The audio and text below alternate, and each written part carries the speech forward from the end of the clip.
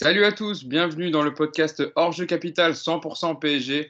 Bon, vous le voyez, on n'a pas des mines très réjouies ce matin. On aurait préféré débriefer cette finale cette finale donc remportée pour le PSG et célébrer un titre. Malheureusement, ce n'est pas le cas. Le Bayern l'a emporté hier à 1-0. On va revenir sur le match évidemment et sur l'après pour le Paris Saint-Germain avec une saison de Ligue 1 qui reprend dès la semaine prochaine. On se penchera sur ça. Je vais vous présenter mon équipe du jour. Alors, je ne vais pas vous demander comment ça va, les gars, mais comment s'est passé au moins la nuit? Est-ce que vous avez réussi à dormir un peu? Mousse, je commence avec toi. Salut Mousse. Salut à tous. Écoute, ça va. Franchement, ça va. J'étais déçu, mais le lendemain, il fait moins mal que lors des précédentes éditions. On va quand même au bout de la compétition. On perd face au Bayern, qui était de toute façon archi favori. Après, évidemment, on peut nourrir quelques regrets, on y reviendra. Mais bon, ça va. Je m'attendais à pire, mais là, ça va. C'est digéré. Yacine Amel également avec nous. Salut Yacine. Salut à tous. Toi aussi, ça commence à être un peu digéré. La nuit a été de bons conseils ou Alors, a aidé à se reposer au moins? la nuit a été très courte, mais je pense surtout, heureusement, qu'on n'a pas fait le podcast juste après le match. T'aurais pas eu les mêmes paroles que Ouais, ce matin? on va être un peu plus mesuré Voilà, aujourd'hui. c'est ça.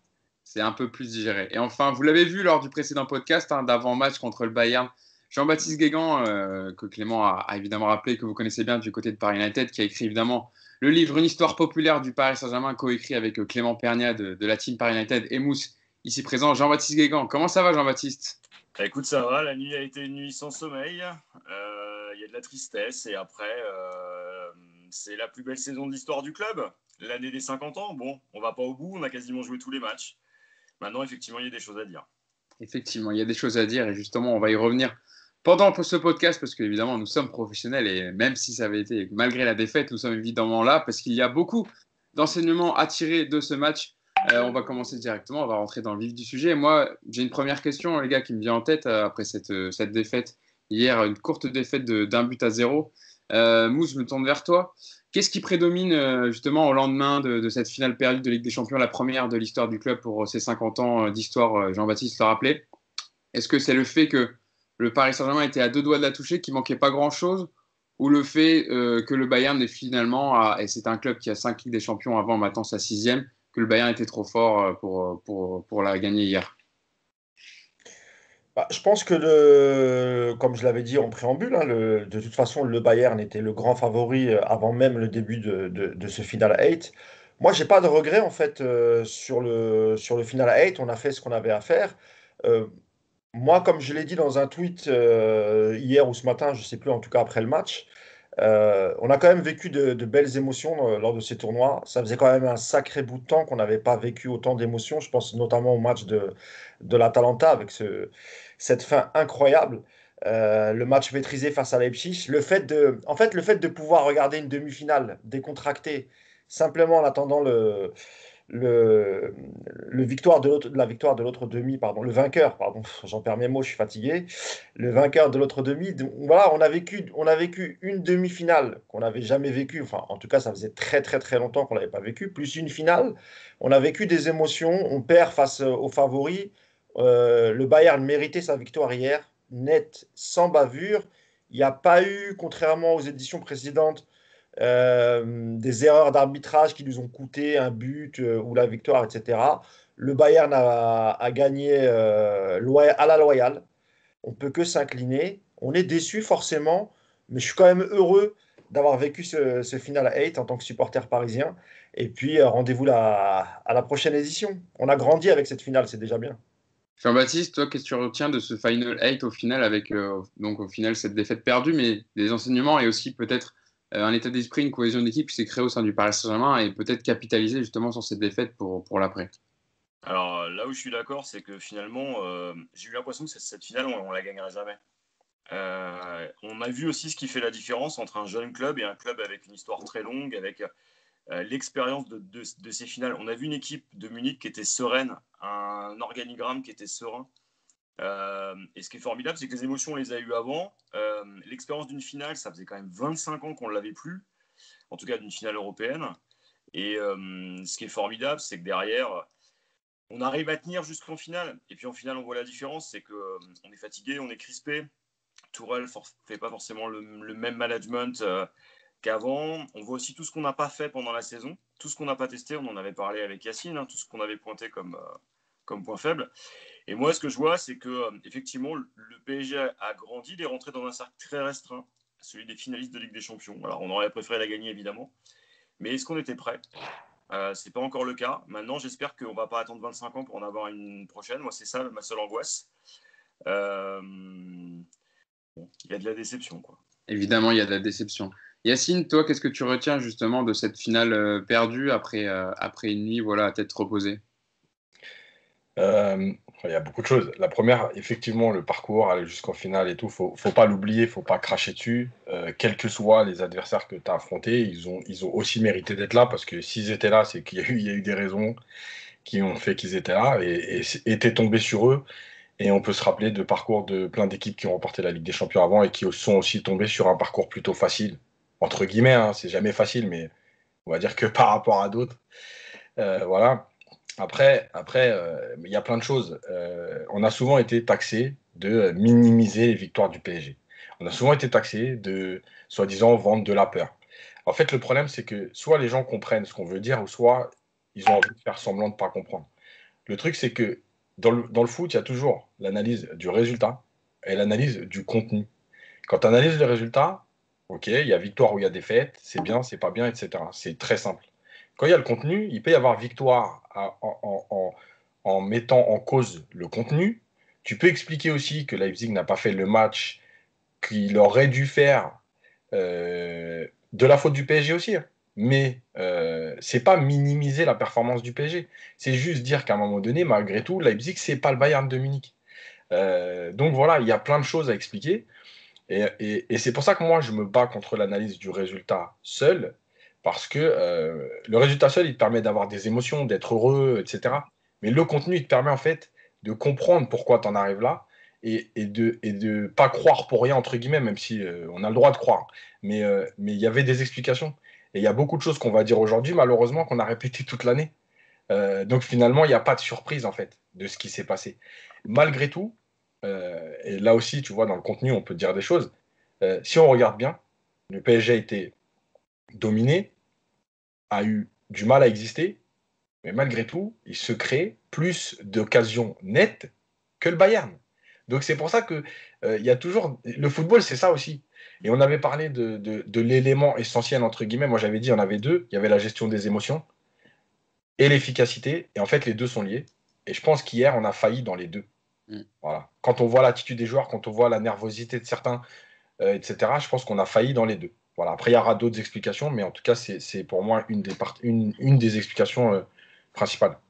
Mousse, tu fais un peu cette analyse aussi. Pour toi, ce qu'il a manqué au Paris Saint-Germain hier, c'est l'efficacité dans les deux surfaces. On dit souvent que les finales se gagnent dans les deux surfaces, défensives et mettre les occasions quand on les a. On avait aussi dit dans ce podcast que Lyon avait manqué ces occasions, notamment dans le premier quart d'heure contre le Bayern, pour se mettre un peu plus le match dans la poche. Là, hier, le Paris Saint-Germain n'a pas fait mieux que Lyon, en tout cas dans l'efficacité, et ils ont eu les occasions pourtant. Ouais, puis pour rebondir sur ce que disait Yacine, le PSG a 3 tirs cadrés. Le Bayern en a 2. Et on a quand même eu l'impression, notamment en deuxième mi-temps, que le Bayern a maîtrisé de bout en bout, même si c'est vrai, mais en termes d'occasion nette, c'était pas non plus extraordinaire. Et à l'instar de Lyon, évidemment, c'est une finale. Si tu rates le peu d'occasions que tu as face à une grande équipe comme celle du Bayern, après, tu nourris des regrets, c'est exactement ce qui s'est passé. Même si je trouve que le Bayern a été un peu moins bon face au PSG que face à Lyon, notamment leur latéral droit, Davies, qu'on a beaucoup moins vu. Gauche. Gauche, pardon. Euh, oui, parce que comme il attaquait du côté de Kerrer, c'était un lapsus. Donc je disais, oui, Davies, on l'a quand même un peu moins vu. Niabri aussi, on l'a quand même un peu moins vu. Moi, le focus que je ferais pour le Bayern de Munich, c'est évidemment leur milieu de terrain qui ont harcelé notre milieu, et notamment Neymar quand il décrochait. Et Goretzka, Alcantara, et tu ajoutes Müller qui participait aussi. C'était compliqué face à un Marquinhos qui a joué devant la défense, mais face à une équipe qui mettait beaucoup, beaucoup de pressing. Eh ben, on a vu ce que ça a donné. Et je pense que Même si Thomas Tuchel, lui, a reconduit le 11 qui avait gagné face à Leipzig, mais Yacine l'a rappelé, Leipzig, c'est pas le Bayern. JB, c'est vrai que Moussou disait, il y a de quoi avoir des regrets et de nourrir de la frustration le lendemain quand on voit la physionomie du match où en première période, le Paris Saint-Germain a les plus grosses occasions, notamment celle de Kylian Mbappé avec cette passe de Ander Herrera. Le Bayern n'a pas fait une grande finale, mais pourtant le Bayern a su gérer ses temps faibles, contrairement au Paris Saint-Germain où qui, en deuxième période, a un peu flanché physiquement, s'est fait rentrer dedans. Et voilà, on a vu un club qui a cinq finales de Ligue des Champions, qui sait gérer justement ses temps forts, temps faibles, et le Paris Saint-Germain qui découvre un peu le niveau d'une finale de Ligue des Champions. Et Yacine avait insisté dans son papier sur la dimension psychologique et mentale de ce match, et il avait absolument Ça, raison, et on l'a ouais, vérifié hier, c'est vrai. ça vient aussi, ça rentre dans l'analyse du Exactement. match. Bah, moi, je suis d'accord avec vous, c'est-à-dire que j'ai eu l'impression qu'on n'avait pas mis tous les ingrédients. J'ai eu l'impression qu'à un moment donné, l'événement était plus important que nous, qu'on a eu du mal à se mettre au niveau. Je vois l'impact physique, par exemple, et notamment en deuxième mi-temps. On s'est fait balader, et psychologiquement, on avait lâché. J'ai paradoxalement bien aimé la déclaration de Tourelle quand il dit si c'est nous qui ouvrons le score, la finale, on la gagne. Alors, c'est facile de dire ça a posteriori. Mais là, on n'est pas dans une excuse à la Rudy Garcia. Euh, j'ai eu l'impression que cette finale, c'était le premier qui allait l'emporter, comme quasiment toutes les finales. Ça allait être le premier qui allait marquer. Et j'ai eu l'impression qu'il y avait une sorte de frein à main. On a vu Paredes très nerveux. On a vu un Neymar qui avait du mal à exister. Mbappé, il a été transparent. Enfin, ça a été quand même compliqué pour lui d'exister. Et j'ai eu l'impression que là où en face, il y avait du coaching, et de toute façon, c'est ce qu'on constate depuis que Tourelle est là, il a du mal à utiliser son banc et à faire de son banc quelque chose d'efficace. Parce que même à la toute fin, on a une occasion. Et il n'a pas fait rentrer Icardi, il a fait rentrer Choupo-Moting, et tu l'as la balle. Tu l'as la balle pour égaliser. Et ça passe pas. Et c'est peut-être là aussi l'expérience. C'est-à-dire qu'on a un coach qui est plus expérimenté, en tout cas qui a plus d'expérience de jeu. Tourelle a tenu Leipzig, mais Leipzig, il connaissait Nagelsmann. Là, on est face à une institution. Peut-être que dans la préparation du match, on l'a vu avec les déclarations de Müller, il y a une plus grande habitude de ça. Ce sera pour la prochaine fois. Mais c'est vrai qu'on a eu l'impression que on était jeunes, quoi, qu'on découvrait, qu'on regardait ça en se disant « les gars, c'est une finale !» Sauf que c'est pas ça le foot, et on l'a vu avec l'équipe de France. Une fois que tu sais ce que ça veut dire, tu changes. Et même si les joueurs sont pas les mêmes, l'architecture du club change. Voilà. Et comme le disait Yacine hier, le Bayern a mis le rythme Bundesliga en deuxième mi-temps. Mais Et là, on justement, était perdus. tu fais bien de me dire ça, Mousse, parce que je lisais l'équipe ce matin et je te lance dessus, Yacine. L'équipe interrogeait Antoine Comboiré, donc avec cette question, la victoire du Bayern vous paraît-elle finalement logique? Et donc Antoine Comboiré répond oui, au regard de la seconde mi-temps. Donc ça peut-être parler un peu de ce pressing Bundesliga, où le Bayern a été dominateur et a étouffé le Paris Saint-Germain avec un vrai gros pressing et beaucoup de maîtrise technique ainsi qu'une capacité à vite récupérer le ballon à chaque fois qu'il avait perdu. Le Bayern est un véritable rouleau compresseur très fort pour empêcher l'adversaire de développer son jeu, mais il est aussi très fort techniquement. Après, j'ai des gros regrets sur la première période. C'est un peu ce qu'on dit depuis tout à l'heure, Yass. Oui, et en fait, on a. Alors, malheureusement, on va s'attaquer à Tourelle, mais on l'avait félicité après la demi-finale. Et Ah, le titre. voilà, mais désolé, mais, hier soir, il est en partie responsable. En partie responsable, en fait, que le PSG n'ait pas de collectif, que le PSG n'ait pas une identité de jeu assez appuyée pour s'appuyer justement à un moment donné. En fait, dans le foot, il y a deux choses. Soit tu t'appuies sur ton collectif et tu sublimes tes individualités, soit tu as un collectif assez solide avec des certitudes et à un moment donné, ton collectif il t'aide à tenir à la tête hors de l'eau et tes individualités t'aident à faire la différence. En fait, nous, on n'a pas ce collectif. Voilà. Parce que notre milieu de terrain, je rappelle que ce milieu de terrain-là, il a 2 matchs d'existence. La défense, même si c'est une défense type, entre guillemets, elle oblige Marquinhos à jouer dans un rôle qui n'est pas le sien. On l'a répété toute la saison, Marquinhos en 6, c'est bien, quand il n'y a pas d'intensité, quand il n'y a pas de densité, quand il n'y a pas de pressing, quand il est dans un fauteuil. Quand il y a du pressing, il a du mal. Alors, il combat et tout. Je parle pas. Alors lui, par contre, je ne parlerai pas du tout de son état d'esprit et de son attitude. Mais techniquement, c'est pas possible. Voilà, si nous on l'a vu, comment Tourelle ne l'a pas vu. Alors moi, je veux bien qu'on m'explique l'histoire de mourir avec ses idées, etc.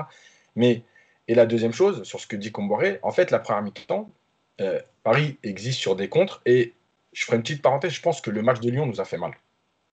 Parce que Lyon s'est créé beaucoup d'occasions de face à face au Bayern comme ça.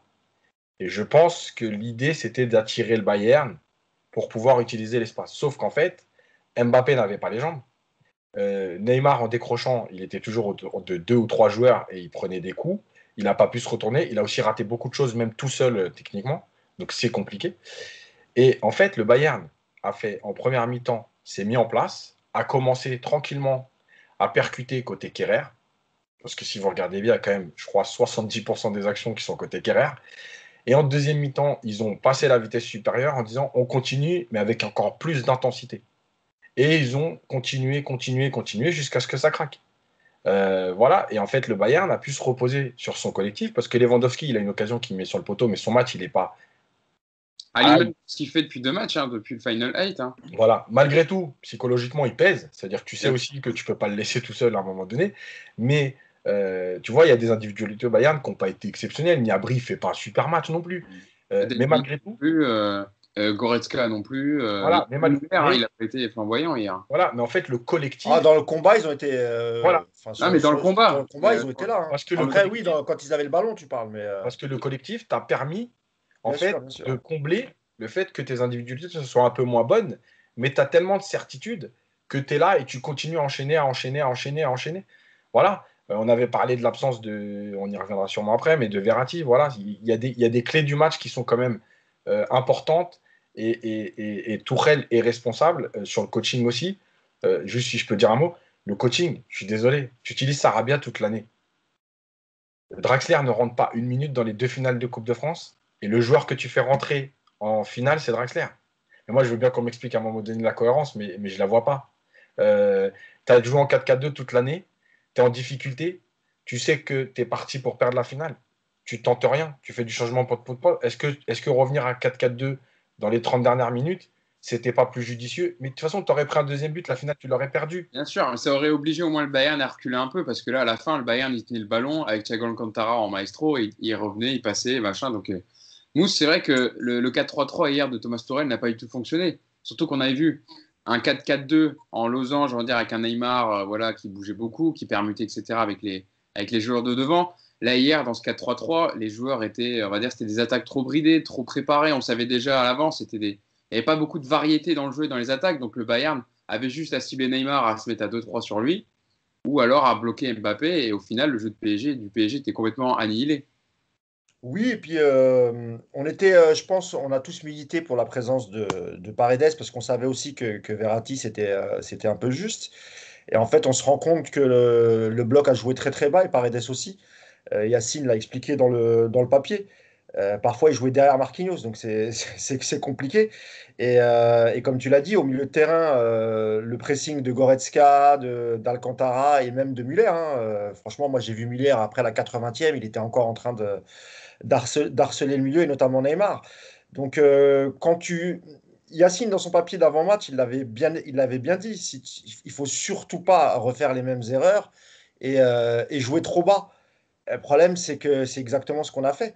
Peut-être moins en première mi-temps, mais en deuxième mi-temps, ça s'est trop vu. Et d'ailleurs, même en première mi-temps, j'ai vu beaucoup Neymar faire les efforts sur la relance des Munichois, aller harceler les défenseurs, le gardien, etc. Tout seul à un moment donné. Tout seul. C'est ce que j'allais dire. Et le problème, c'est qu'il n'était pas suivi. Il n'était pas suivi ni par les milieux, ni il n'était pas aidé par Mbappé, ni par Di Maria. Et je pense qu'après, lui, il a baissé un peu, il a un peu baissé les bras en deuxième mi-temps. Et après, on a vu le Neymar qu'on n'aime pas trop voir. Celui qui se dit, bah écoutez, je vais prendre le match à mon compte. Et puis on a vu un nombre incalculable de fautes techniques, de pertes de balles de Neymar au milieu de terrain. D'ailleurs, j'ai sa fiche à Neymar sur 57 ballons, il en a perdu 27. C'est dire. Oui, parce que c'est le Neymar qu'on n'aime pas voir. C'est un Neymar frustré. Alors peut-être que ça partait d'une bonne intention en disant je vais prendre le jeu à mon compte. Le problème, c'est que face à une équipe comme le Bayern, tout seul, tu peux rien faire. Tu peux absolument rien faire. Il n'y avait pas de lien entre le milieu et l'attaque. En deuxième mi-temps, l'équipe était clairement coupée en deux. Et on a vu devant Mbappé qui bougeait pas trop, Di Maria non plus. Et effectivement, je suis tout à fait d'accord avec Yacine. Il aurait dû faire des changements soit directement en deuxième mi-temps, ou soit directement après le premier but. Ouais, Tu es en finale, tu n'as rien à perdre. il est resté. Joue. Il est Tu resté. laisses un Icardi sur le banc, tu laisses un Sarabia sur le banc, tu fais rentrer, comme l'a dit, c'est pas très logique de faire rentrer Draxler. Choupeau, on est d'accord, il mérite d'essayer. Mais c'est vrai que sur le coaching, il y a quand même des choses à dire. On aurait dit les changements, le coaching de Kiki Setien contre le Bayern, quoi, qui subit Ouais, voilà. et Ça, alors ne réagit pas. et ça fait peur s'il reste l'année prochaine, Tourelle, parce qu'il n'y a pas de raison qu'il parte, même Alors, si les rumeurs, il y a les déjà rumeurs arrivent déjà. T'as vu de la part de notre ami Gianluca Di Marzio de Sky Sport Italia qui sortait déjà que Thomas Tuchel pourrait être sur la sellette avec une arrivée probable de Massimiliano Allegri. Déjà contredit par le Corriere qui parle d'Allegri à l'Inter pour remplacer Conte. Donc c'est drôle de voir. Ça va être un jeu de chaise musicale de toute façon. Si Conte part, ça bouleversera un peu. Mais honnêtement, je ne crois pas à un départ de Tuchel là tout de suite. On reprend le championnat. Il y a un match contre Lens samedi. Dans une Voilà, semaine. je ne vois pas comment en une semaine tu peux bouleverser tout ça. Peut-être que je me trompe, hein, je n'ai pas d'informations. On verra. JB, pour résumer un peu tout ça, toi, qu'est-ce qui te frustre le plus par rapport au match d'hier? Est-ce que c'est les ratés d'Mbappé, c'est le non-match de Neymar qui essaie de faire la différence tout seul et le Neymar qu'on n'aime pas trop voir, ou la frilosité tactique de Thomas Tuchel? Moi, hier, j'ai vu un orchestre philharmonique avec un chef d'orchestre qui était incapable de faire jouer ses solistes et un choix de solistes qui n'étaient pas forcément les bons. Et ce qui m'a gêné, c'est que derrière, la symphonie qu'on attendait, elle était cacophonique, quoi, pour continuer la métaphore. Et je pense que Thomas Tuchel a une responsabilité beaucoup plus grande qu'Mbappé soit à 70%, on le savait. On s'était bercé d'illusions, mais on savait que physiquement, ça allait être compliqué avec si peu de temps de récupération. Neymar, ça fait 2-3 ans qu'il est comme ça, qu'il joue comme ça. Les milieux de terrain, on en parlait même lors du dernier podcast. On disait clairement que la solution, elle allait être là et que s'il y avait un point faible dans la défense, c'était Kerrer. Bon, malheureusement, on le savait. Alors, et le problème, c'est qu'est-ce qui se passe? Et à un moment donné, il faut changer les hommes. Pendant les 30 premières minutes, Kerrer, alors je sais que Yacine va me dire, oui, mais il prend l'eau sur les actions de Coman après, mais dans les 30-35 premières minutes, on va dire que Kerrer avait plutôt bien tenu son rôle. Il a été plutôt là, il avait anticipé, il avait bien défendu. Après, c'est sûr qu'au bout d'un moment, Coman, il insiste. Et il y a peut-être ce péno qui peut être sifflé sur une faute de Kerrer. Après, libre à vous de dire oui ou non. Mais en tout cas, dans les 35 premières minutes, Kerrer a fait son match. Mais je trouve qu'il a quand même assez été abandonné et qu'il n'a pas été beaucoup aidé par Di Maria. Ouais, mais on l'a jamais aussi senti très serein. C'est aussi ça le problème de Kerrer. Et le joueur qui arrive sur Kerrer, il le sent tout de suite. Tu sens qu'il n'est pas serein, que sur un coup de hanche, sur une feinte, tu vas le déséquilibrer. Tu vois. Bon, c'est pas son poste en même temps, on va pas trop l'accabler. Hein. C'est pas réellement son poste. Après, voilà, il a fait ce qu'il a pu, le pauvre Kerrer. Ça n'a pas été le titulaire en plus cette saison, c'était Thomas Meunier, mais il n'a pas été beaucoup aidé non plus, Thilo Kerrer. Je suis désolé, mais rien que sur le but, la tête de Coman, il est obligé de compenser pour deux joueurs. Thiago Silva, pas le marquage, il doit prendre Davis, il doit prendre Coman, il ne peut pas tout faire, hein, le pauvre. Hein. Je veux bien sur le but, tu ne peux pas lui imputer à 100%, mais d'accord. Hier, mais bon, pour moi, c'est pas le but à réprimander. Mais bon. Le problème sur le but, parce que je l'ai revu après plusieurs fois, en fait, ça part du fait de subir trop. Et en fait, ça part du manque de repères. Parce que, en fait, sur l'action, le joueur, je crois que c'est Gnabry, il ne peut pas centrer. Et en fait, Thiago Silva, il le voit. Et en fait, il est en train de reculer et il anticipe pour intercepter le centre en retrait. Il est trop court, je crois que c'est Lewandowski non, c'est Müller. Oui, c'est Müller qui fait la petite... qui ressort sur Kimmich. Ouais. Voilà. Et en fait, le problème, c'est que Kimpembe et Kerrer, ils sont beaucoup trop bas. Et en fait, ils remettent tout le monde en jeu, entre guillemets, alors que tu ne joues pas leur jeu sur cette situation. Mais le problème, c'est qu'ils sont trop bas. Kimpembe, en fait, en voyant Silva, il aurait dû venir tout de suite prendre la place de Silva, puisqu'il y a en fait, ils sont 4 alignés plein axe. Et Kimpembe, il doit compenser la sortie de Silva pour aller sur le marquage de Lewandowski. Sauf qu'en fait, il est concentré sur le ballon. Et il ne fait pas le déplacement. Et du coup, effectivement, Kerrer se retrouve entre les deux. Et après, lui, rien faire. Voilà. Il y a 2 joueurs à défendre quand même. Il peut pas. Voilà. Donc là, c'est clair. Maintenant, pour le match de Kerrer, moi il a été. pas mauvais dans les 25 premières Tu ne minutes. peux pas Pourquoi? dire bon, Yacine. Ah non, je peux pas parce qu'en fait, le problème, c'est qu'il est pas bon. Il compense parce qu'il a encore de l'énergie et regardez bien, il compense sur des tacles de je me jette parce que j'ai encore un peu de peps. Mais une fois qu'il peut plus faire ça parce qu'il en a moins, dans la lecture du jeu, c'est une catastrophe. Il y a des prises à deux avec Herrera où Herrera ferme l'intérieur et où Kerrer ouvre la porte. C'est pas possible de défendre comme ça. Il y a une action en première mi-temps où Kerrer il défend mal sur Coman et en plus après il se retourne dans le mauvais sens. Il y a trop d'erreurs individuelles, trop de lacunes de lecture de jeu. Alors je veux bien que ce ne soit pas son poste, malgré tout quand même ça fait un moment au PSG qu'il joue à droite. Donc à un Ouais. moment donné quand même l'intelligence de jeu doit faire que tu commences un peu à comprendre ce qui se passe à droite. Donc voilà. Malheureusement, il y a eu beaucoup de choses. Moi, je reste persuadé qu'il y a aussi cette histoire.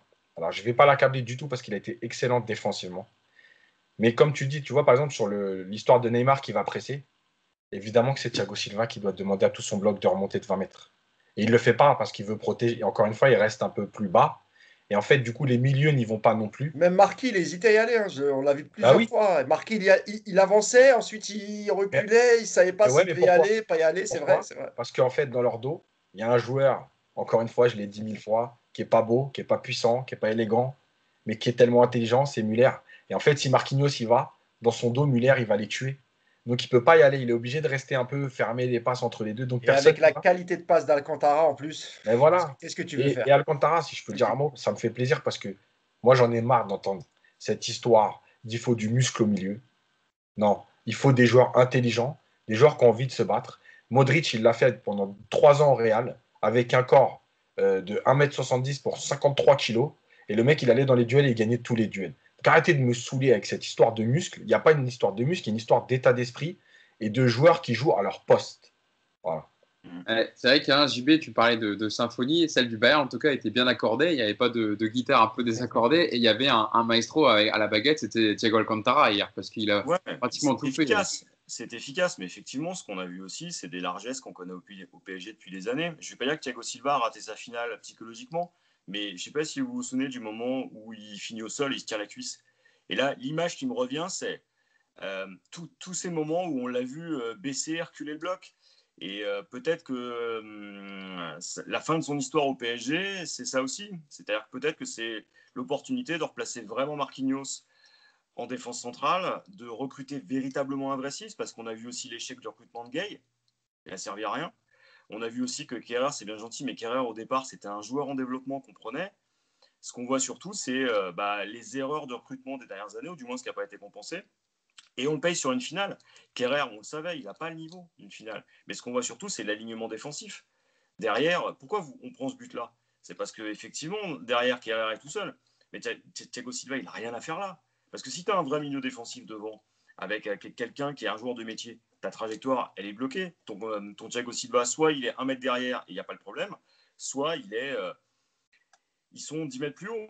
Bon, après, moi, ce que je vois aussi, c'est qu'en face, on a une équipe allemande qui est préparée depuis longtemps, qui joue ensemble depuis longtemps, qui pourtant a fait un début de saison catastrophique, qui a eu Kovac, et on voit qu'à Monaco, il y a aussi quelques problèmes avec sa défense centrale.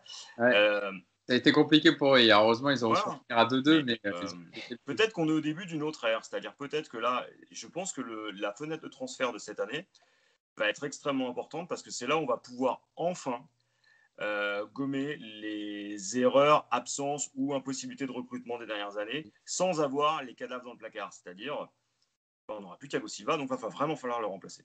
D'ailleurs, j'ai recueilli quelques déclarations à vous donner dans le podcast et JB, tu me fais la liaison avec Thiago Silva qui a exprimé, donc qui a bien confirmé que ce serait son dernier match avec Paris. Hein, je vous cite le capitaine parisien. C'était mon dernier match à Paris, je suis triste. Je m'excuse auprès des supporters, je remercie tous les fans pour leur amour. Je reviendrai avec un autre rôle dans ce club que j'ai aimé. Je veux jouer encore 3-4 ans et disputer la Coupe du Monde au Qatar. Euh, Thomas Tuchel, lui, il a été plus mystérieux en conférence de presse sur la situation de Thiago Silva. Alors j'imagine que lui, il veut le garder pour la saison prochaine. Thomas Tuchel, lui, il a dit « Je dois parler avec Leonardo sur le cas de Thiago Silva. C'était un plaisir d'avoir un capitaine avec une telle personnalité. Sa qualité est exceptionnelle. Il a prolongé de 2 mois. Il a laissé son corps, son énergie. Il a tout donné pour gagner ce tournoi. Il aurait mérité de gagner cette Ligue des Champions. Je suis fier d'avoir eu Thiago comme capitaine. On va parler avec le club, avec lui, pour clarifier la situation et pour continuer. Quelle que soit la décision, elle sera dans mon cœur. C'était incroyable de l'avoir à mes côtés. » Donc Thiago Silva. Alors, on parle déjà, Mousse, de contacts rapprochés avec Chelsea, hein, qui serait apparemment très favorable à accueillir le défenseur central le brésilien. Donc, c'était le dernier match de Thiago Silva à Paris, en tout cas en tant que joueur. Et puis, peut-être qu'il viendra dans un autre rôle. Non, pour fermer la parenthèse, Silva et sa prolongation, il n'y aura pas de prolongation. Encore une fois, quand Leonardo prend une décision, il n'est pas homme à faire marche arrière. Donc là-dessus, et je pense que quoi qu'il arrive, il a raison. Il y a un moment, il faut aussi faire tourner l'effectif, ou en tout cas le rafraîchir.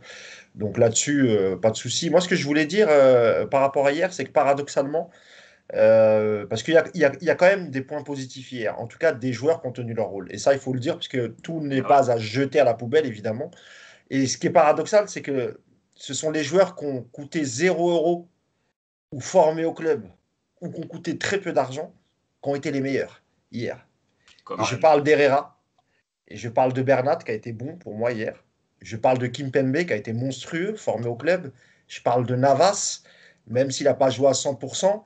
Bon, tu sens quand même qu'il était là. Et il a coûté de mémoire, je crois que c'était entre 15 et 20 millions que Paris l'avait racheté au Real.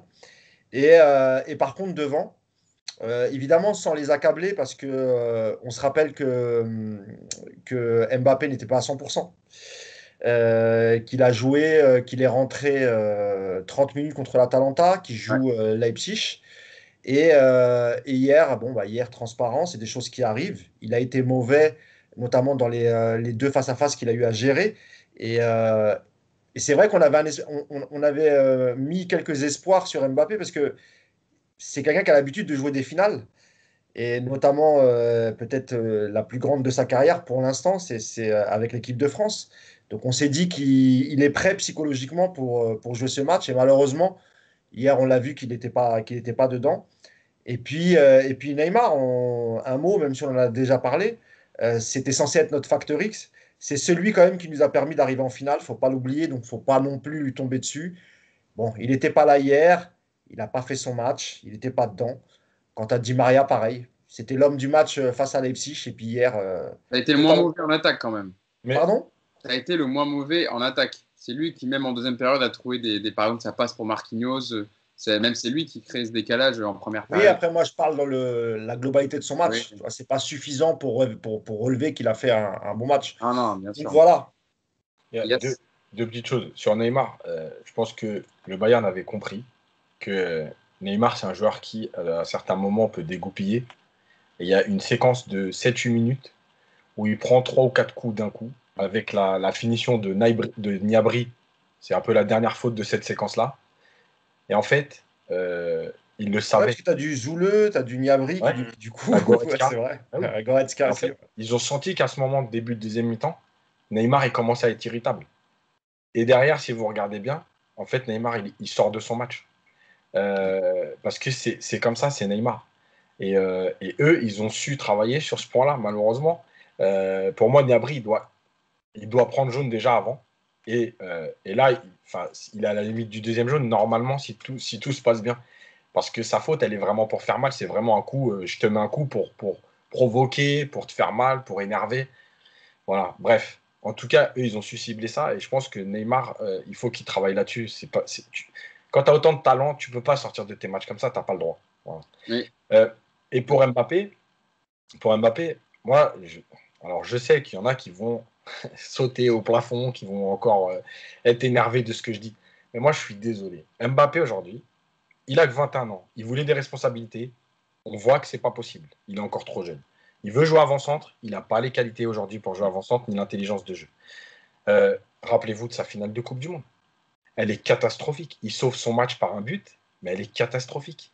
Et Mbappé, quand il tombe sur des défenses qui savent le prendre, qui ferment très rapidement, parce qu'il faut parler de ça aussi, à 2 ou à 3 à sa prise de balle. Avec Ramos, ça s'est passé. Hier soir, ça s'est passé. Il ne peut pas exister parce que son jeu ne possède aucune variété aujourd'hui. Et il va falloir à un moment donné arrêter de me sortir des chiffres, parce que c'est des discussions que j'ai eues toute la soirée sur les réseaux sociaux.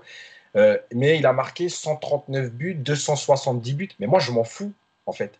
Moi, je m'en fous qu'il marque 3 buts contre Dijon dans une équipe qui plie Dijon 8-0 tous les ans.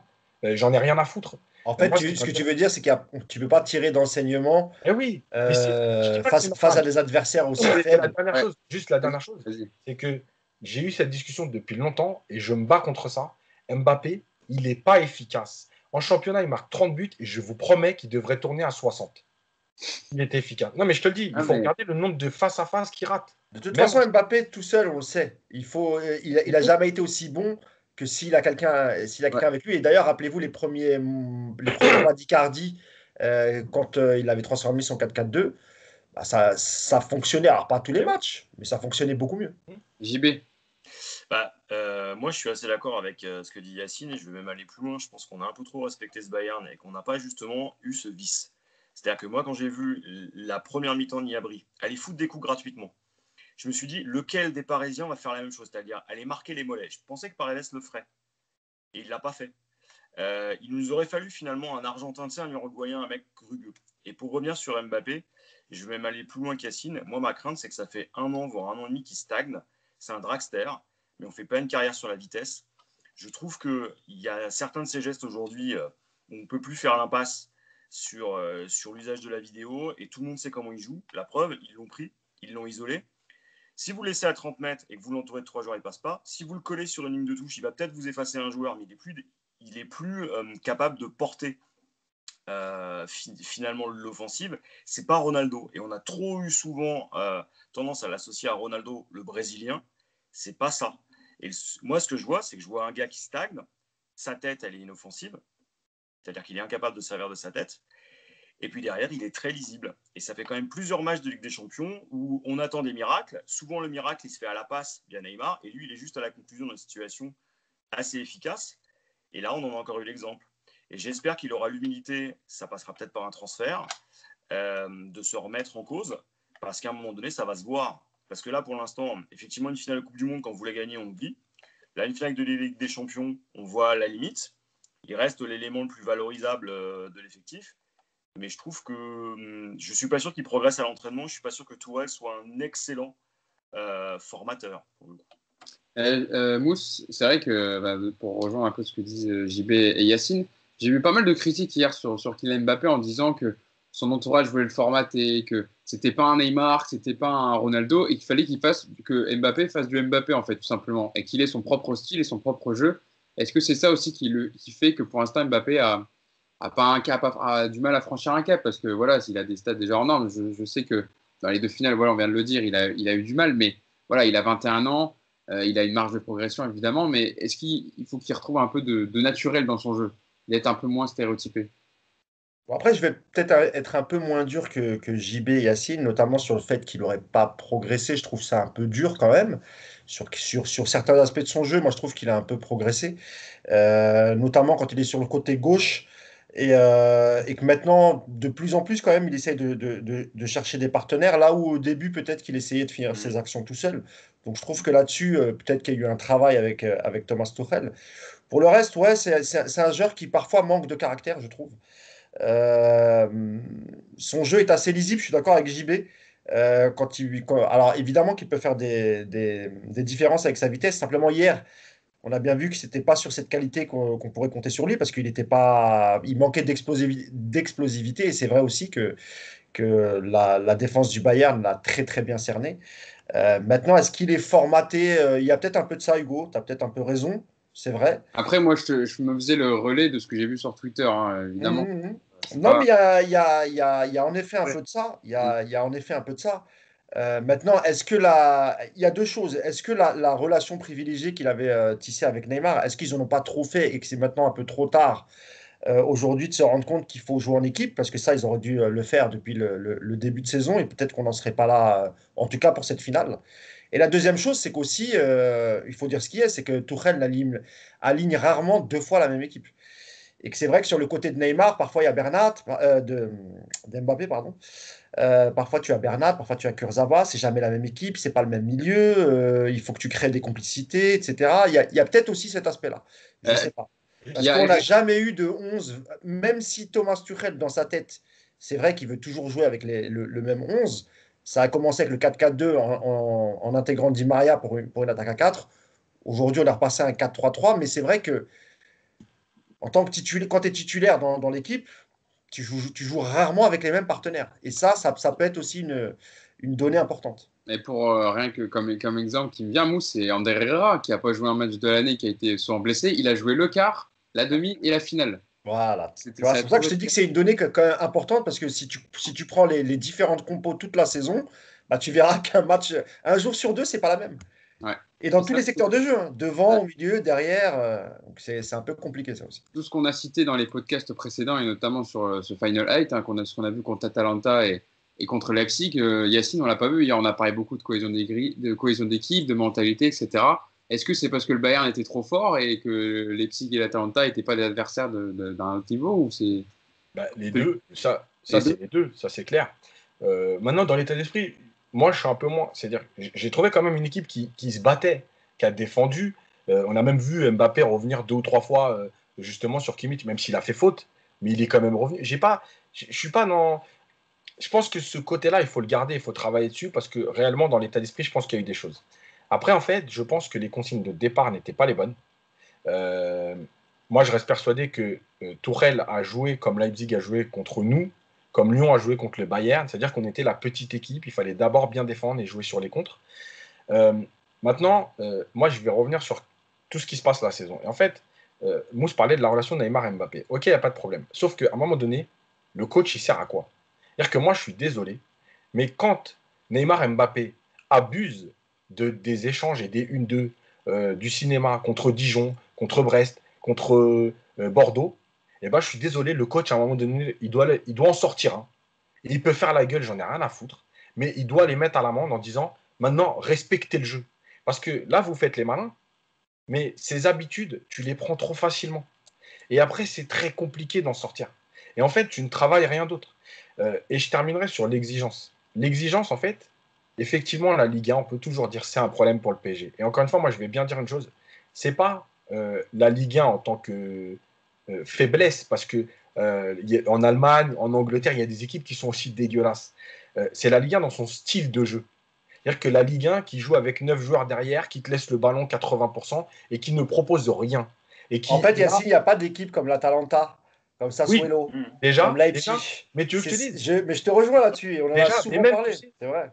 même un Stoke City Mais oui, mais oui, mais oui. qui va te rentrer dedans. Il n'y a pas de football, mais ils vont te rentrer dedans.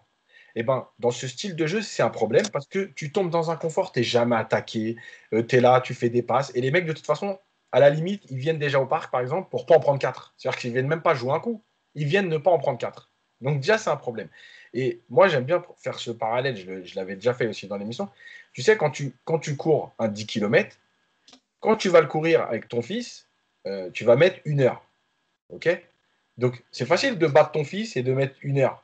Mais quand tu vas le courir avec des mecs qui courent en 35 ou 40 minutes, tu crois que le jour du kilomètre, d'un coup, tu vas dire, bon allez, là maintenant, c'est du haut niveau, je vais le faire en 40 minutes. Ça n'existe pas, ça. Et bien, le foot, c'est pareil. Soit tu te mets une exigence, et même si tu dois gagner 8-0, tu gagnes 8-0, mais il y a des choses que tu dois respecter toute l'année. Après, il ne faut pas t'étonner que quand ça devient dur, tu sois en difficulté. JB, tu voulais réagir par rapport à ce que dit Yacine? Bah, moi, ce que je vois, et je peux aller que dans le sens de Yacine, c'est que j'ai l'impression que Tourelle, il n'a pas fait assez travailler son groupe tactiquement. Je pense qu'il n'a pas montré aussi sa capacité qu'on imaginait être la sienne, hein. C'est-à-dire être capable de se faire respecter et entendre. Moi, j'ai eu l'impression de voir des joueurs qui faisaient ce qu'ils voulaient. Pas forcément sur la finale, hein, mais sur toute la saison, on a eu l'impression d'avoir un management défaillant, et on l'a vu à certains moments. Et puis on l'a vu aussi quand le PSG s'est fait rentrer dedans. À chaque fois qu'on a eu une équipe qui physiquement a tenu le choc, je pense à Lyon, hein, ou même Marseille sur les 7 premières minutes du Classico au Parc. Alors ça dure que 7 minutes, mais tu prends le bouillon. Et en face, ça ne réagit pas. Et là, en l'occurrence, tu vois l'entraîneur allemand du Bayern, tu vois les autres entraîneurs qui nous ont posé des problèmes. Les mecs sont capables de t'emmener un groupe. Alors je ne dis pas qu'il faut aller recruter un Comté, je ne dis pas qu'il faut un garde-chourme, mais quand tu as un effectif comme ça, Thomas Tuchel qui était déjà sur la sellette l'année dernière, qui a survécu finalement alors que d'autres auraient peut-être sauté, il y a un moment donné, il faut se remettre en question. Et je ne suis pas sûr qu'il ait les armes. On a vu à la fin de ses différentes aventures passées, on en avait parlé avec Paulo Breitner, puis il suffit de lire ce qui a été écrit sur lui. c'est quelqu'un qui n'est pas souple. Mais c'est quelqu'un aussi qui a un mal fou à se remettre en cause. Et là, je pense que malheureusement, hein, outre le problème de recrutement, outre le problème de talent ou même de forme physique, moi j'ai peur que la finale hier, elle ait été perdue en grande partie parce que Tourelle n'a pas suffisamment bossé sur les 2 dernières années. Parce que, bordel, quand on a le matos qu'on a, on ne peut pas faire le match d'hier. Mais il y a une question qui me vient en tête aussi par rapport à Thomas Tuchel, c'est que Mauro Icardi a joué 0 minutes en demi-finale, 0 minutes en finale. Ça va être ton attaquant, ton numéro 9 pour cette saison, Mousse. Quel message tu envoies à ton numéro 9 quand tu le fais même pas rentrer pour un match aussi décisif? Tu fais rentrer Choupo-Moting à la place qui sera pas prolongé, qui va partir du club. Tu fais pas non plus rentrer un Pablo Sarabia qui t'a rendu beaucoup, beaucoup, beaucoup de services cette saison. J'ai du mal un peu à comprendre dans le coaching et dans ce qu'il veut montrer aux joueurs, surtout comment ces joueurs-là vont réagir pour la saison qui arrive. La Ligue 1 reprend dans une semaine. Bah, encore une fois, lui, je pense que Thomas Tuchel, il se soucie pas trop des remplaçants. Ah, mais Icardi, c'est pas ok. remplaçant, c'est son Attends, numéro. je vais finir mon propos, tu vas, tu vas comprendre ce que je veux dire. Non, je te disais que lui, voilà, au niveau des remplaçants, je pense que c'est pas trop son souci. Par contre, juste pour rebondir sur ce que vient de dire Jean-Baptiste sur Mbappé et sur le fait que Tourelle, et même ce qu'a dit Yacine, Yacine a dit normalement il aurait dû en sortir un des deux lorsque les deux faisaient un peu leur cinéma. Il a raison. Mais on a aussi vu que lorsqu'il avait sorti, je crois, une fois Mbappé, Au Montpellier. on a vu ce qui s'est passé. On a vu ce qui s'est passé. Mbappé est sorti foudrage, a refusé de lui parler. Et qu'est-ce qui s'est passé les semaines d'après? Eh ben, il sortait plus, Mbappé. En fait, quand tu es entraîneur dans un club comme le Paris Saint-Germain, est-ce que tu es vraiment libre de faire les choix que tu as envie de faire? Moi, je ne suis pas sûr. Quand tu as deux joueurs comme Mbappé et Neymar, et que tu as Leonardo au-dessus de toi, est-ce que vraiment tu peux agir, en tout cas être un peu plus sévère et dire, bah, tant que tous les deux, vous ne jouerez pas collectivement, bah, j'en laisserai un de vous deux sur les bancs. Bah, moi, je pense que c'est impossible au Paris Saint-Germain. Et en tout cas, pas avec Thomas Tuchel. Peut-être avec un autre coach, je ne sais pas. On en parlait avec Yacine sur Ancelotti. Ouais, Ancelotti, il est capable de le faire. Ancelotti, il est capable. Parce qu'il fait de la politique, comme le dit très très bien Yacine. Tuchel, il a essayé. Il s'est cassé les dents. Bah, il s'est rangé. Hein. Et maintenant, on voit le résultat. Donc voilà, c'était juste ce que je voulais dire. Et c'était quoi ta question Et sur Ah oui, c'était Icardi, sur Icardi, pardon. de perdre Ouais. sera ton numéro 9 pour cette saison et tu ne te fais pas jouer une minute pour la demi et la finale. Tu le gardes pour Lens. Tu le gardes pour Lens. C'est Ouais, bien. c'est utile, ouais.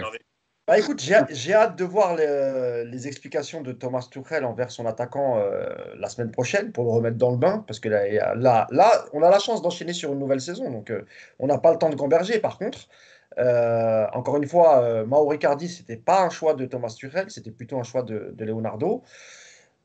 Thomas Tuchel, depuis la reprise, il montre que il l'a essayé, il l'a remis pendant les matchs amicaux, c'était pas ça. Donc en vérité, son choix, il est logique de ne pas mettre titulaire parce qu'il est en méforme. Par contre, hier, peut-être qu'il aurait fait du bien pour finir, pour gêner un peu la défense bavaroise qui était peut-être un peu fatiguée aussi. Et on sait que Mauro Icardi, dans la surface, c'est quand même un peu difficile à prendre. Donc ouais, il va falloir lui remonter le moral, lui redonner de la motivation pour la nouvelle saison qui arrive. Je ne sais pas comment on va s'y prendre Thomas Tuchel parce que il doit être vraiment très très très frustré. Je pense que Sarabia devait l'être aussi, notamment au vu du coaching de l'Allemand hier. Écoute, on verra. J'ai pas de réponse aujourd'hui. On verra la semaine prochaine parce que je pense qu'il va beaucoup faire tourner pour faire souffler ceux qui ont joué. Il faudra étudier si il met Icardi titulaire.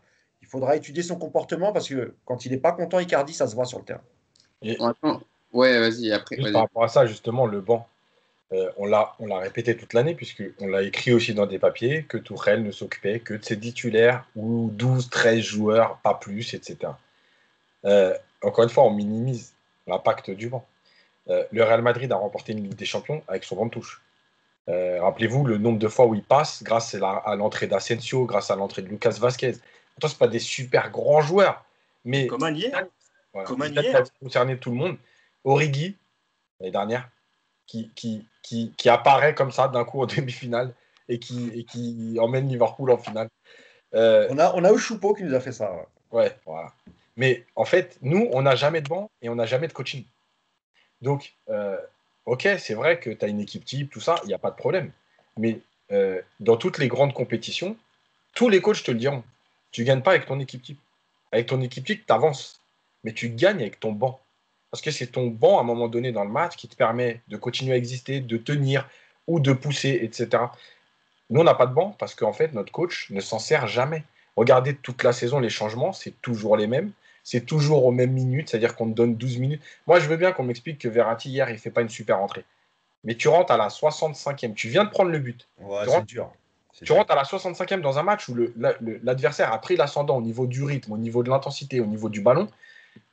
Ok, on peut toujours dire on aurait aimé qu'il nous apporte plus. Mais c'est hyper dur de rentrer dans un match comme ça, au milieu de terrain, t'es mené 1-0. Enfin, il y a beaucoup de choses, tu peux pas juste dire ça comme ça. Donc voilà. JB, je te vois évoluer. Moi, je pense que ce que dit Yacine est d'autant plus vrai qu'avec la règle des 5 changements, si t'as pas ton banc, c'est cuit. Et tu regardes, on parle de Coman, mais Coman, c'est pas un titulaire au Bayern. Et c'est lui qui gagne ta finale. Alors là, ouais, il est aligné, mais en faisant tourner 16, 17, 18 joueurs. Ouais, mais c'est ça aussi. C'est plutôt un titulaire quand même cette saison. Il n'a Perisic, pas c'est pas joué tous les titulaire à matchs. gauche. Hein. Déjà, il est beaucoup blessé, donc déjà, c'est compliqué. Et sinon, Ouais, c'est mais- titulaire à gauche. Hein. Ouais, il est beaucoup blessé déjà. Ouais, beaucoup blessé, mais encore une fois, ça, c'est un problème médical. En termes de coaching, les matchs précédents, il les a joués dans un rôle qui n'était pas celui de titulaire. Moi, ce que je vois là-dedans, c'est que, encore une fois, on se prive d'une cartouche supplémentaire. Tu flingues tes remplaçants, ils ne sont pas dans le rythme du match, et en plus, psychologiquement, tu les fracasses. Là, on va reprendre la Ligue 1. On va avoir une semaine pour passer outre une déception dingue, c'est-à-dire la plus grosse défaite de l'histoire du club, du point de vue d'un parcours européen. Même si le parcours est incroyable. Comment tu fais pour remobiliser tes joueurs alors que tu viens de perdre une finale de Ligue des Champions? Et ça, c'est le travail du coach. Hein. Non, je pense que tu perds en finale 1-0 face aux favoris. Tu n'as pas perdu 8-2 comme Barcelone. Tu as quand même quelques motifs de satisfaction, on en a parlé. Tu as quand même eu un bon Kimpembe. Bernat, honnêtement, défensivement, je l'ai trouvé. Voilà, je l'ai trouvé. Parce que d'habitude, il est très bon offensivement. Il laisse quelques largesses derrière et souvent, on passe dans son dos à Bernat. Là, j'ai trouvé quand même qu'hier, il était plutôt pas mal. Bon, on a quand même. On peut capitaliser sur Keylor Navas. On a un vrai gardien. On sait que la charnière Kimpembe-Marquinhos, elle fonctionne plutôt bien. Là, le mercato va démarrer pour le PSG. J'ose espérer que Leonardo, comme nous tous, a vu les faiblesses de l'équipe et saura cibler les manques de l'effectif. Je rappelle, je le répète tout le temps, je le répète, je le répète. Mais quand Liverpool gagne la Ligue des Champions, c'est parce qu'ils ont ciblé leurs besoins et ils ont acheté un gardien et un défenseur central. Nous, on sait qu'au milieu de terrain, ça fait 4-5 ans qu'on a des problèmes. Que ce soit à gauche ou à droite, on a quand même des problèmes. Même si on a un bon latéral gauche en la personne de Bernat, la doublure, c'est pas trop ça. Et Bernat, voilà, c'est pas tout le temps non plus la sécurité sociale. À droite, c'est catastrophique, c'est le désert de Gobi, on n'a rien. On a un mec qui joue dont ce n'est pas le poste. Et la doublure, c'est quelqu'un qui est venu, c'est Dagba, qui est venu pour renforcer la réserve en 2016, qui est miraculeusement rentré dans le groupe, mais qui n'a vraiment pas le niveau pour espérer jouer des compétitions comme la Ligue des Champions. D'ailleurs, c'est son poste. Il a préféré faire jouer Kerrer. Est-ce que Dagba hier, ça aurait peut-être pas été mieux? Je sais pas, je charrie un peu évidemment. Mais voilà, il faut maintenant se servir de cette finale perdue. Il faut se servir des bonnes choses et des mauvaises choses. Et les mauvaises choses, on sait, c'est un recrutement intelligent pour pouvoir entamer la nouvelle phase de Ligue des Champions, le nouveau championnat. Quoi qu'il arrive, on arrive en finale. Il n'y a qu'un seul vainqueur. On ne va pas pleurer toute la semaine. Il faut se remettre dedans. Et je pense que les joueurs titulaires, eux, ils auront plutôt même 2 semaines. Parce qu'à mon avis, ça va être l'équipe B la semaine prochaine. Ce qui est logique. Il faut quand même évacuer toute la frustration. Ça, maintenant, vas-y, JB. Non, c'est pas ça que je voulais dire. C'est-à-dire que moi, ce que je vois, ça va être probablement la difficulté de Thomas Tuchel à reconstruire, à remobiliser un groupe avec si peu de temps. C'est-à-dire que là, tu n'as pas d'intersaison. Et en l'occurrence, tu réattaques directement une saison. C'est quelque chose qui n'a jamais été fait. Hein. C'est-à-dire que ce qu'on est en train de vivre là, c'est unique. Et le problème, c'est qu'on a vu ce que ça donnait à Dortmund. Parce que là, c'est un parcours incroyable. Il fait le quadruplé, on est en finale de Ligue des Champions. Ça devrait être l'entraîneur parfait. Or, on parle que de lui depuis tout à l'heure. Et quant à gérer les égos, parce que là, ils vont se manifester. Il va y avoir des approches d'autres clubs. On va avoir un mercato qui va en inquiéter certains. Non, il y a un moment donné, je pense pas que ça concerne. C'est pas possible. Mbappé et Neymar, ils resteront cette saison. pas dans ce sens-là, dans le sens des arrivées. Ah, des arrivées. Ah non, tu as fait une finale, JB, justement. Tu peux attirer des bons joueurs parce que justement, Alors, tu t'es retrouvé en finale. mais pour les joueurs qui sont présents, il va falloir accepter une concurrence qu'ils n'avaient peut-être pas au départ. Il faut reconstruire un groupe. Et tu n'as pas une préparation estivale où tu peux créer des affinités. Là, tu es directement dans le main de la compétition sans préparation. Et je pense que là, on risque d'avoir une saison cette année peut-être beaucoup plus compliquée parce qu'il va falloir compter sur des talents qu'à mon avis, Tourelle n'a pas. Et il y a aussi il y a la doublure de Keylor Navas qui a annoncé aussi son départ, c'est Sergio Rico. Moi, je trouve ça dommage. Ouais, c'est dommage parce que c'était un gardien qui était bien intégré au club, qui était C'est ça. bien intégré avec l'effectif, qui s'entendait bien avec les joueurs, qui avait une bonne relation avec Keylor Navas, où voilà, ils s'entraidaient, etc. C'était pas la guéguerre entre numéro 1 et numéro 2. Il a fait ses matchs, il a fait une bonne demi-finale, même s'il n'a pas eu grand-chose à faire, mais il a répondu présent. Donc, ça sera un joueur en plus à devoir recruter sur le marché des transferts. Yacine, parce qu'on a parlé beaucoup voilà, de l'analyse, du constat de cette finale. Maintenant, il faut repartir de l'avant, il faut tirer les enseignements, il faut capitaliser sur cette défaite pour apprendre et pour y revenir le plus vite. Euh, Peut-être la devise qu'il me vient en tête de cette finale, c'est soit tu gagnes, soit tu apprends. Maintenant, voilà, on sait ce que le Paris Saint-Germain doit faire pour revenir dans cette finale. Ils l'ont touché, ils ne l'ont pas eu. Il faut se baser sur ça maintenant pour apprendre et puis pour y revenir le plus vite possible. Donc voilà, il n'y a jamais de défaite. Il faut apprendre de cette finale perdue. C'est une première dans l'histoire du club en Ligue des Champions. Maintenant, il faut se reconcentrer et puis voilà, cibler les postes, etc. à faire. Il faut se servir de ce qui s'est passé avant. Ça veut dire que Chelsea a perdu en 2008 avant de gagner en 2012. Que Liverpool, ils avaient déjà gagné la Coupe d'Europe, mais dans un nouveau cycle, on va dire. Avec Jürgen Klopp. Voilà, ils ont perdu en 2018 avant de gagner en 2019. Pour ça que la gestion des émotions, j'y reviens encore, mais c'est ça en fait. Ta première finale, elle est très dure à gérer là-dessus. Alors tu peux avoir un peu de réussite, etc. Mais malgré tout, c'est très compliqué. La Ligue des Champions, c'est quand même la compétition la plus importante au monde après la Coupe du Monde. Donc c'est compliqué, même sans public, etc. T'as appris, t'as vu, mais c'est comme un tennisman. Un tennisman qui joue sa première finale de Grand Chelem. Soit il est complètement libéré en se disant c'est du bonus, soit il est timoré et puis il prend 3-7-0 parce que c'est trop pour lui. Bah là, on a été timoré, c'était trop pour nous, même si on aurait pu quand même. Et en fait, il faut tout de suite enchaîner, garder l'ossature, garder l'état d'esprit, travailler sur tes points faibles, ce qui te manque. Et après, le coach. Moi, je dis pas qu'il doit partir, pas partir et tout. En fait, je m'en fous. Je pense qu'à un moment donné, le coach, il doit prendre conscience que c'est avec son groupe qu'il ira loin. Faut pas oublier quand même que cette année, on a été en finale sur des matchs secs. L'année prochaine, on va normalement retomber sur des matchs aller-retour. Sur des matchs. Séphérine, il a Ouais, déclaré hier c'est qu'il jamais avec se eux. pencherait sur l'organisation parce qu'il trouvait le mode tournoi très intéressant. Ouais, ouais. Sait-on jamais, tu vois. 24. C'est pour 2024 tout ça. Voilà. Mais Oui, alors peut-être pas pour tout de suite, évidemment. si tu retombes sur des matchs aller-retour, tu sais très bien comment c'est. D'un match aller au match retour, il y a 2 matchs de championnat, tu as un blessé, tu as un truc. Si ton groupe, tu n'as pas un réel groupe de 18-20 joueurs à pouvoir utiliser, c'est compliqué. Donc voilà, c'est tout ça. Maintenant, au moins, on va dire, entre guillemets, tu pars pas sur des ruines. Tu pars quand même sur quelque chose de Voilà. beau.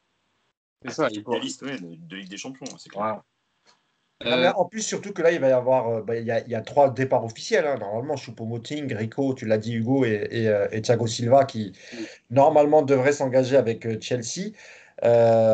Donc, il va falloir déjà remplacer. Est-ce que tu regardes à l'étage d'en dessous pour voir si, par exemple, un Kalimundo pourrait venir faire remplacer Choupo-Moting alors même si c'est pas les mêmes postes, mais au moins ça fait un offensif de plus. Si Draxler part, t'as quand même un Xavi Simons, tu as quand même le petit Case Ruiz qui Après, peut rentrer dans la rotation. pour de la Ligue 1, c'est peut-être. Ils ont joué 30 minutes en match amical pour l'instant. Donc c'est. Ouais, mais il faut leur donner leur premier pas en Ligue 1. Bien sûr. Camavinga, l'année dernière, on lui a donné sa chance. Bon, bah écoute, ça a porté ses fruits. Il a pu jouer quelques matchs, pas tout le temps titulaire, mais on lui a donné du temps de jeu. C'est le moment aussi de t'appuyer sur les joueurs que tu as formés. Et évidemment que l'importance pour les prochains mercato, l'important pour le prochain mercato, c'est de ne pas se tromper. On a vu qu'on avait des joueurs des joueurs comme Herrera, Navas, Sarabia, des joueurs de devoir. Peut-être qu'il faut cibler plus ce genre de match. Et encore une fois, Alcantara est censé quitter le Bayern cet été. On sait que Liverpool a un peu d'avance. C'est pas encore signé apparemment. City, là, le veut dans son milieu de terrain pour Qui ça? Manchester City. Guardiola l'apprécie beaucoup. Ouais, mais c'est Liverpool normalement Ouais, 4 ans. qui a un peu plus d'avance sur le dossier. Mais bon, on a vu le match qu'il a fait hier, hein. Il faut que Leonardo il sorte le chéquier, qu'il paye un peu plus que les autres, c'est pas grave. Mais il nous faut ce type de joueur. Il faut pas se tromper. Et surtout, l'important aussi, il va falloir dégraisser. Il va falloir se séparer de quelques joueurs. Juste sur les jeunes, euh, il faut s'en servir. Je veux dire, il y a quand même des joueurs qui ont des qualités. Le seul truc, c'est que, encore une fois, c'est comment tu t'en sers. Si c'est pour Oui, les bien sûr. lancer dans une équipe bis contre Reims comme l'année dernière, où tu changes toute ton équipe et que tu les mets comme ça en difficulté, oui, effectivement, on va se dire, ah, mais nos jeunes, en fait, ils sont nuls. Les jeunes, tu les lances pas comme ça. Les jeunes, tu les lances peut-être 30 minutes quand il y a un match qui est maîtrisé, que tu mènes déjà 3-0. Tu les lances peut-être dans un match titulaire, pourquoi pas. Mais par exemple, dans ton milieu, c'est pas un milieu improvisé, c'est ton milieu titulaire avec un jeune qui va jouer à ce poste-là. Voilà, les jeunes, tu peux pas les lancer comme ça. On l'a vu, enfin, nous en plus au PG, on est. Moi, je parlais Yacine de travail, c'est-à-dire de les mettre dans le groupe, les faire travailler Ouais, et mais leur ils donner seront du dans le temps de groupe. jeu. C'est ça que je parle. Bah, on Ils est seront- d'accord en fait. Tu vois. Ouais, Oui, ouais. oui. Non, non, mais Justement. ce que je veux dire, oui, oui, ils sont dans le groupe parce que là, on les a vus apparaître. Mais là, il y a la saison qui débute. Il faut pas faire l'ascenseur en fait. Tu Moi, vois. ce que je T'en disais, prends un ou deux, tu les gardes avec toi. Et ouais. c'est pas tu les gardes, tu les renvoies jouer en U19, tu les rappelles. Tu vois Ça sert à rien de ce ça. qu'on a fait d'habitude exactement. C'est sur ce point-là que je voulais insister en fait. Moi, ce que je disais, et je te redonne la parole, c'est juste trouver un équilibre entre, vous savez bien, les résultats que le Paris Saint-Germain doit avoir tous les ans et la politique d'intégration des jeunes. Donc, il faut Bien trouver un sûr. équilibre avec les renforts de joueurs importants, des postes clés comme au milieu de terrain et en latéral, et faire rentrer en même temps des jeunes, évidemment, comme Kalimundo, comme Pembele, comme Kai Et Ruiz. surtout, Hugo, l'état d'esprit qu'on a mis dans le Final 8, il faut le garder, il faut capitaliser là-dessus et se dire, quel que soit l'adversaire, il faut qu'on finisse le match en étant crevé, en ayant des crampes et pas simplement tabler sur des qualités individuelles, mettre un ou deux buts en première mi-temps et après jouer à la baballe. Ouais. Comme l'a dit Yacine, ça ne nous sert pas lorsqu'on rencontre des Bayern de Munich, des Manchester City, des Juventus de Turin. Voilà, il faut vraiment garder cet état d'esprit. S'il y a bien un enseignement à garder, JB, de ce parcours européen, de ce Final 8, du moins, et même face à Dortmund, c'est l'état d'esprit qu'il faudra garder, aligné à peut-être à cette cohésion d'équipe, à cette mentalité, on va dire, une tactique de Tourelle, plutôt que de passer simplement le ballon à Neymar et Mbappé. Il faudra créer cette situation. Mais évidemment que la cohésion d'équipe et le mental aident à gagner ces trophées comme les finales, comme les Ligues des Champions. Alors là-dessus, moi, ce que j'ai envie de dire, c'est oui, l'équipe a progressé, oui, les joueurs vont progresser, oui, on part sur quelque chose sur lequel on n'avait jamais pu construire avant. Mais ce que je vois surtout, c'est qu'on a passé un cap en tant que club. Et ça, c'est quelque chose qu'on n'oubliera pas. C'est-à-dire qu'on n'aura plus cette malédiction derrière nous. Alors les matchs retour changeront probablement la donne. On sera encore capable de péripéties. Mais ce club-là a progressé dans la gestion de l'événement. Alors jusqu'en finale, mais la finale, c'est la découverte ultime. Je trouve que là, on n'aura plus le même regard qui sera porté sur nous lorsqu'on arrivera en Ligue des Champions. Pour une raison très simple, c'est qu'on a déjà été en finale et qu'on a été capable de faire face. On ne s'est pas fait ridiculiser, c'était pas un grand Bayern, mais en tout cas, voilà, on a perdu avec les honneurs, j'ai envie de dire. Et c'est ce club-là qui a changé. Peut-être que, et c'est ce que Leonardo a essayé d'amener, c'est tout ce que le club fait depuis 9 ans. On a quand même été capable de faire en 9 ans ce que Chelsea a mis quasiment autant de temps à faire. Si City n'est toujours pas arrivé, on a des choses, on a des fondations qui sont beaucoup plus solides. Et j'ai l'impression que là, on rentre définitivement dans le cercle très fermé des très grands clubs et qui vont être reconnus comme tels. Et pas simplement des clubs qui lâchent de l'argent, qui achètent 3 stars pour la photo et qui les laissent jouer. C'est là où il faut que tout club fasse redescendre l'expérience, on va dire, des salariés jusqu'aux éducateurs. Parce que les jeunes que vous voyez là, si vous les plombez derrière, ils ne vous serviront à rien. Et c'est là aussi où la présence de Leonardo, elle a peut-être été rassurante, la présence de Nasser aussi. J'espère que Tourelle sera à la hauteur de tout ça. Bon, je m'y focalise. Yes, c'est vrai. Est-ce que ce plafond de verre qui a été enfin cédé sur le quart de finale, qu'est-ce qu'il y a, Mousse? Je te vois lever la main. Comme je te l'ai dit, je ne peux pas faire plus d'une heure. J'ai un rendez-vous derrière très important. Donc, comme la dernière fois, je suis désolé, ça fait 2 fois que je vous abandonne. Mais bon, je pense qu'il reste quelques minutes. Oui, j'ai encore une ou deux questions, mais vas-y, Mousse, on te laisse. Ouais, moi, je suis vraiment obligé parce que j'ai un impératif et je ne peux pas faire autrement. Merci beaucoup, les gars. Mousse, hein. Écoutez, Merci, Mousse. Rendez-vous prochain. c'était une finale qu'on a vécue quand même avec beaucoup d'émotions. Voilà, Rendez-vous à la saison prochaine et rendez-vous pour nous la semaine prochaine. évidemment. Pour le Salut les amis parisiens. Salut, Ciao. après. Nous reprenons donc la discussion et la fin de ce podcast. Au revoir, Mousse. Yacine, dans ce que parlait un peu JB, le traitement médiatique par rapport au Paris Saint-Germain. Est-ce que pour toi, ça peut changer du fait que le PSG ait enfin passé ces quarts de finale qui nous ont tant fait souffrir dans l'approche des matchs et dans cette capacité à revenir en finale? Bah, oui, parce que c'est comme pour tout, c'est-à-dire qu'une fois que tu sais que tu es capable de le faire, eh ben, il y a cette barrière qui est tombée en fait. Et quel que soit en fait le traitement médiatique, tu as plus de recul sur le traitement médiatique. Parce qu'en fait, quand on te répète tous les ans que tu n'es pas capable, que tu t'écroules, etc., bah, tu y crois toi-même et en fait, tu te bats contre plein de choses et qui ne sont pas les bonnes en plus pour être dans des bonnes dispositions. Et en fait, là, tu l'as passé. C'est-à-dire que si demain, un média disait au prochain huitième de finale, ah ouais, mais là, c'est en aller-retour, etc. Et en fait, pour les joueurs, pour le club, ça n'aura plus le même impact. Parce que, quoi qu'il arrive, que ce soit aller-retour ou pas aller-retour, tu es allé en finale. Tu as éliminé des équipes qui étaient jusqu'en demi et tu as tenu tête au Bayern, entre guillemets, en perdant que 1-0 et en ayant des occasions pour quand même exister. Donc en fait, tout ça, c'est effectivement un cap. Moi, j'avais dit, il y a deux caps, la finale et à la victoire. La victoire, en fait, elle te fait passer un cap dans l'existence du club, c'est-à-dire que tu fais désormais partie des vainqueurs. Et dans l'image et dans la répercussion que ça a auprès des joueurs, c'est-à-dire que tu es un club qui gagne la Ligue des Champions. Mais la première étape, c'est la finale. La finale, aujourd'hui, t'existes. Voilà, t'existes. Les clubs adverses savent que tu peux aller en finale. Parce que je rappelle quand même que le Bayern avait marqué 45 buts, je crois, un truc comme ça, ou 41 buts avant la finale. Ils ont gagné que 1-0. Et encore une fois, ils ont dominé. Il y a eu des situations. Il n'y a pas eu d'occasion de malade. Le Bayern a le poteau et une ou deux autres. Mais voilà, c'est pas un truc de foot. Ça n'a pas été mangé. Je rappelle que le Barça en a pris 8, que lui en a pris 3. Voilà. Donc, il y a tout ça. Et l'image, elle est hyper importante, en fait, pour travailler dans la sérénité. Voilà, il n'y a plus ce truc de dire ah, on est faible, on va craquer, on va ceci. Non, maintenant, on est capable. Nous, on le sait, en tout cas. Donc, voilà. C'est ça qui est frustrant quand même. Quand j'écoute Yacine, il y a quand même de quoi être frustré par la physionomie du match, hein. Si en première période tu mets ce but, peut-être que tu peux te rendre la finale beaucoup plus simple. Mais bon, on peut pas refaire le match. Ouais, JB, vas-y JB. Oui. Souviens-toi juste d'une chose. Je vais prendre un exemple qu'on déteste tous. Mais regarde le parcours de l'Olympique de Marseille dans les années 90. Regarde par où ils passent, regarde ce qu'ils perdent et comment ils perdent. Et il y a cette fameuse phrase de Tapi, alors on peut la prendre de plein de manières. J'ai compris. Et le groupe a changé. Ils perdent quand même Jean-Pierre Papin au moment de la finale de 93. Il est en face. Alors nous, c'est pareil. C'est-à-dire que nous, c'est Coman. Mais derrière, le club est plus le même. Alors après, il y a l'histoire de l'enveloppe de Valenciennes et de tout ce que cette Ligue des Champions a représenté. Mais peut-être qu'on est à l'aube du même parcours. On ne gagnera peut-être pas la prochaine. Hein. On fera peut-être pas une Liverpool. Hein. Faut peut-être pas. Cette saison-là sera, à mon avis, une saison de transition. Mais je pense qu'on a effectivement franchi un cap. Et aujourd'hui, on peut dire, on sait ce que c'est. En début d'année, il avait déjà dit que c'était une saison de transition, hein, JB, cette année. Hein. Ouais, mais ça, c'est de la com. Ça. Non, mais en plus, non, mais il y a eu aussi le Covid et tout. Là, c'est un peu spécial. Ouais. Mais juste pour finir là-dessus, faut se rappeler quand même que le Chelsea qui gagne la Ligue des Champions, c'est pas le meilleur Chelsea.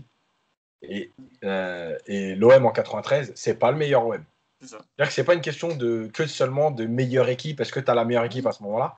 C'est aussi l'expérience, le groupe et des ajustements, parfois en soi-disant perdant ton meilleur joueur, mais en apportant quelque chose au collectif. C'est ça. Donc, de toute façon, qu'est-ce qu'on peut, en dernière phrase du podcast, pour finir à conclure cette saison, on va dire cette saison 2019-2020, c'était le dernier match, même si c'était une saison tronquée et particulière avec ce contexte sanitaire. Qu'est-ce qu'on peut souhaiter au PSG pour la saison qui arrive? Je sais que c'est une question difficile, hein, quand tu as gagné les 4 trophées nationaux, que tu as été en finale avec des champions, mais on l'a souvent rappelé dans le podcast, et avec Yacine, on en parlait, il n'y a pas que les résultats qui comptent, il y a aussi la manière dont tu arrives à tes objectifs, etc. JB, je me tourne vers toi en premier. Qu'est-ce qu'on peut souhaiter au Paris Saint-Germain pour cette saison? Moi, j'ai envie de dire qu'il faudrait que le PSG soit à la hauteur de la fierté de ses fans et de ce qu'ils assument aujourd'hui. C'est-à-dire qu'on sait qu'on va se faire chambrer sur les 3 prochaines semaines non-stop. Ça a déjà commencé. On sait aussi, surtout, qu'on a réalisé depuis 50 ans un sacré parcours. Et là, maintenant, il est temps d'écrire la suite. Et il faudrait que cette équipe soit capable, mais c'est l'équipe, hein, c'est les salariés du siège jusqu'à ces joueurs qui sont sur le banc, que tout le monde tire dans le même sens et que cette saison-là soit réussie parce que c'est celle qui doit nous amener à confirmer. Et c'est peut-être la pire des choses.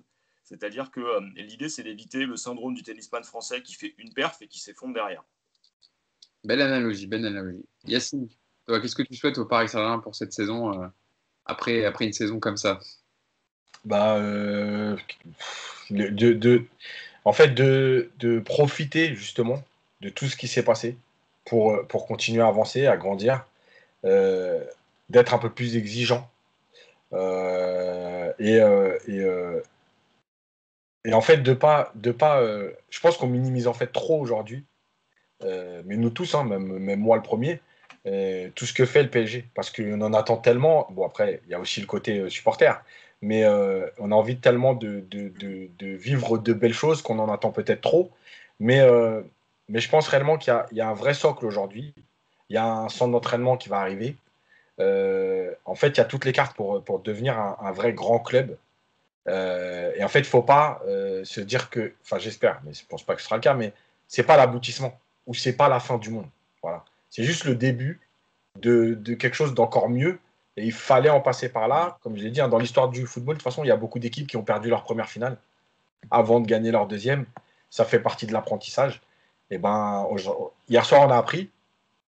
Et ben, il n'y a plus qu'à mettre en place ce qu'on a appris pour revenir le plus vite possible. Oui, c'est ça qui est beau. On a commencé avec du négatif dans le podcast et on termine avec du positif. Franchement, voilà, on ne pouvait pas mieux terminer. Je rappelle quand même toujours hein, le livre, Jean-Baptiste, pour rappeler une histoire populaire du Paris Saint-Germain, évidemment, pour rappeler justement ce que le Paris Saint-Germain a fait depuis 50 ans, un JB. Il n'y a pas meilleur livre pour se remémorer ce qu'a fait le Paris Saint-Germain et tout ça, hein, d'arriver à cette finale de Ligue des Champions. Hein. Et puis, il y a les filles qui jouent. Hein. En demi-finale. Contre Lyon. On sera peut-être le seul club, alors je vais arrêter les prévisions, on sera peut-être le seul club à mettre deux équipes, filles et garçons, en finale de Ligue des Champions cette année. Voilà. Donc, c'est dommage. Je rajoute aussi, c'est dommage parce qu'en décembre, il y a le Final Four de hand et il y a l'équipe du PSG de hand qui était aussi au Final Four de la Ligue des Champions. Ouais. Voilà. Donc voilà, il y a eu quand même des choses très positives cette saison.